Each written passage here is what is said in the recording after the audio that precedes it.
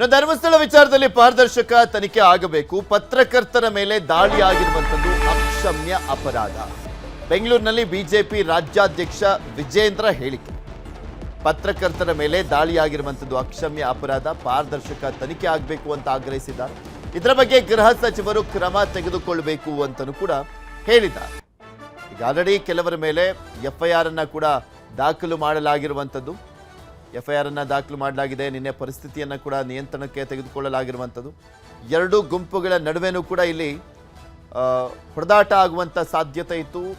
ಒಂದು ಗುಂಪು ಯೂಟ್ಯೂಬರ್ಗಳ ಮೇಲೆ ಹಲ್ಲೆಯನ್ನು ಮಾಡಿದರೆ, ಮತ್ತೊಂದು ಖಾಸಗಿ ಚಾನೆಲ್ನ ರಿಪೋರ್ಟರ್ ಮೇಲೆ ಹಲ್ಲೆಯನ್ನು ಮಾಡಿರುವಂಥದ್ದು. ಸೊ ಇದು ಅಕ್ಷಮ್ಯ ಅಪರಾಧ ಅಂತ ಖಂಡಿಸಿದ್ದಾರೆ ಈ ಘಟನೆಯನ್ನು ವಿಜೇಂದ್ರ. ಧರ್ಮಸ್ಥಳ ಈ ಘಟನೆ ವಿಚಾರದಲ್ಲಿ ಒಂದು ಪಾರದರ್ಶಕವಾಗಿರ್ತಕ್ಕಂಥ ಒಂದು ಸಮಗ್ರವಾಗಿರ್ತಕ್ಕಂಥ ತನಿಖೆ ಆಗಬೇಕು ಅಂತ ಹೇಳಿ ಕೂಡ ನಾವು ಹೇಳಿದ್ವಿ. ಇದರ ನಡುವೆ ನೆನ್ನೆ ನಡೆದಿರ್ತಕ್ಕಂಥ ಘಟನೆ ಇವತ್ತು ಪತ್ರಕರ್ತರ ಮೇಲೆ ದಾಳಿ ಮಾಡಿರುವಂಥದ್ದು, ಹಲ್ಲೆ ಮಾಡಿರುವಂಥದ್ದು ಎಲ್ಲವೂ ಕೂಡ ಅಕ್ಷಮ್ಯ ಅಪರಾಧ. ಏನೇ ಸರಿ ತಪ್ಪುಗಳಿದ್ರು ಕೂಡ ಯಾರೂ ಕೂಡ ಕಾನೂನನ್ನ ಕೈಗೆ ತೆಗೆದುಕೊಳ್ಳೋದಕ್ಕೆ ಸಾಧ್ಯ ಇಲ್ಲ. ರಾಜ್ಯ ಸರ್ಕಾರ ಮನೆ ಗೃಹ ಸಚಿವರು ಪತ್ರಿಕಾ ರಂಗ ಅಂತ ಹೇಳಿದ್ರೆ ಪ್ರಜಾಪ್ರಭುತ್ವದ ಒಂದು ನಾಲ್ಕನೇ ಒಂದು ಅಂಗ.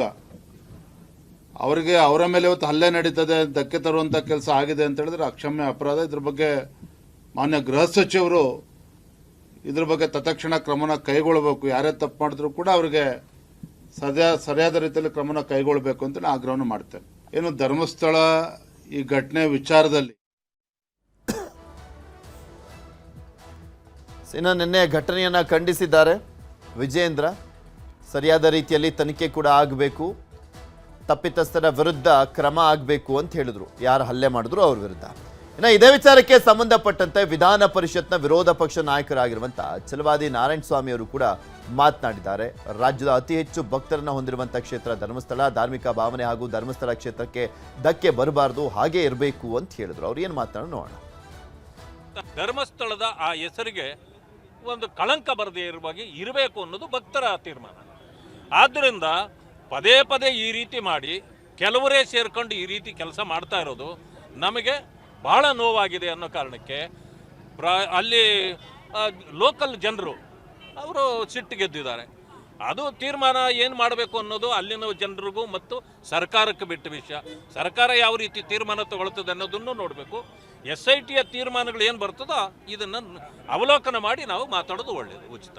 ಆದರೆ ನನ್ನ ಪ್ರಕಾರ ಒಂದು ವಿಷಯ ನೋಡಿ, ಧಾರ್ಮಿಕ ಇದಿರ್ಬೋದು, ಇನ್ನೊಂದಿರ್ಬೋದು, ಕ್ರಿಮಿನಾಲಿಟಿ ನಡೆದ್ರೆ ಇಲ್ಲಿ ಏನು ನಮಗೆ ನ್ಯಾಯ ಬೇಕು ಅಂತ ಯಾರು ಹೋರಾಟ ಮಾಡ್ತಾವ್ರೋ ಅವ್ರಿಗೆ ನ್ಯಾಯನೂ ಕೊಡಬೇಕು, ಇಲ್ಲ ಅಂತ ನಾವು ಹೇಳೋದಿಲ್ಲ.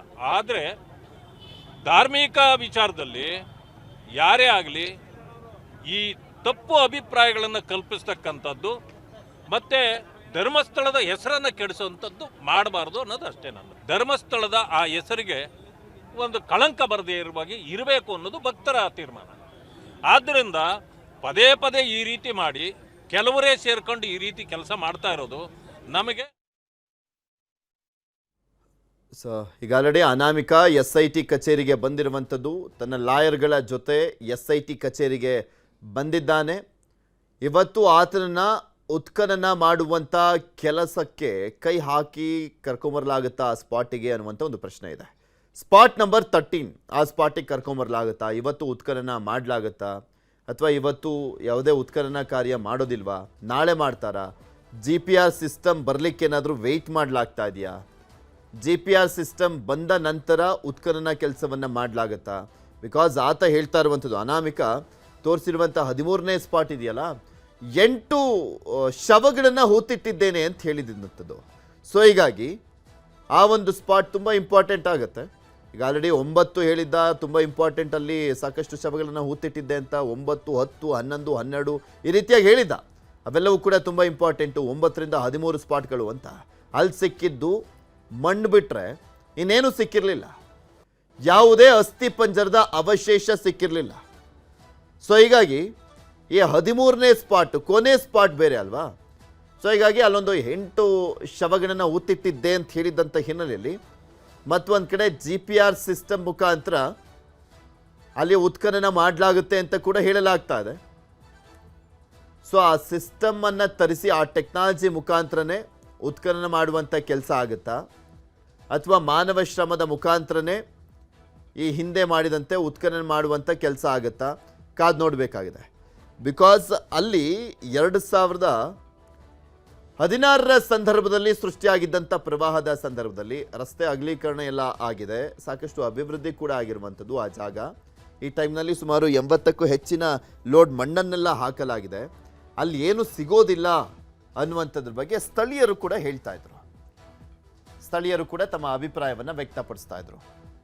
ಅದೇನೇ ಇರಲಿ, ಅಭಿಪ್ರಾಯಗಳು ಏನೇ ಇರಲಿ, ಒಟ್ಟಿನಲ್ಲಿ ಉತ್ಖನನ ಮಾಡಲೇಬೇಕು ಅಂತ ಅನಾಮಿಕ ಹೇಳಿದ ರೀತಿಯಲ್ಲಿ SIT ಕೂಡ ನಿರ್ಧಾರವನ್ನು ಮಾಡಿರುವಂಥದ್ದು.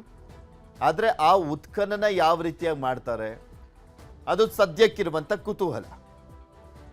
ನಾವು ನಿನ್ನೆ ಆಗ್ಬಿಡುತ್ತೆ ಅಂತ ಅಂದ್ಕೊಂಡಿದ್ವಿ, ನಿನ್ನೆನೂ ಆಗಲಿಲ್ಲ. ಇವತ್ತಾದರೂ ಮಾಡ್ತಾರಾ ಅದು ಗೊತ್ತಿಲ್ಲ. 13ನೇ ಪಾಯಿಂಟ್, ಉಳಿದಿರುವಂಥದ್ದು ಒಂದೇ ಒಂದು ಪಾಯಿಂಟು. 12 ಸ್ಪಾಟ್ಗಳ ಪೈಕಿ ಒಂದರಲ್ಲಿ ಅಸ್ಥಿಪಂಜರದ ಅವಶೇಷ ಬಿಟ್ಟರೆ ಇನ್ನು ಉಳಿದಿದ್ದ ಎಲ್ಲ ಸ್ಪಾಟಲ್ಲೂ ಕೂಡ ಖಾಲಿ ಖಾಲಿ, ಸಿಕ್ಕಿದ್ದು ಮಣ್ಣಷ್ಟೇ, ಬಗೆದಷ್ಟು ಸಿಕ್ಕಿದ್ದು ಮಣ್ಣು ಅಷ್ಟೇ. ಈ 13ನೇ ಸ್ಪಾಟಲ್ಲಾದರೂ ಅಸ್ಥಿಪಂಜರಗಳು ಸಿಗ್ತಾವ ಕಾದ್ ನೋಡೋಣ. ಉತ್ಖನನ ಆದಂಥ ಸಂದರ್ಭದಲ್ಲಿ ಉತ್ಖನನ ಮಾಡೋದೇ ಆಗಿದ್ರೆ ಇಷ್ಟೊತ್ತಿಗೆ ಶುರುವಾಗಿರಬೇಕಾಗಿತ್ತು, ಆದರೆ ಇನ್ನೂ ಕೂಡ ಶುರು ಆಗಿಲ್ಲ. ಅನಾಮಿಕ ಪ್ರತಿದಿನ ಒಂದು 11 ಗಂಟೆ ಟೈಮಲ್ಲಿ ಬರ್ತಾ ಇದ್ದಾರೆ SIT ಕಚೇರಿಗೆ, ಬೆಳ್ತಂಗಡಿಯಲ್ಲಿರುವಂಥ SIT ಕಚೇರಿಗೆ ಪ್ರತಿದಿನ ಒಂದು 11 ಗಂಟೆ ಒಳಗಾಗಿ ಬರ್ತಾ ಇದ್ದಾರೆ.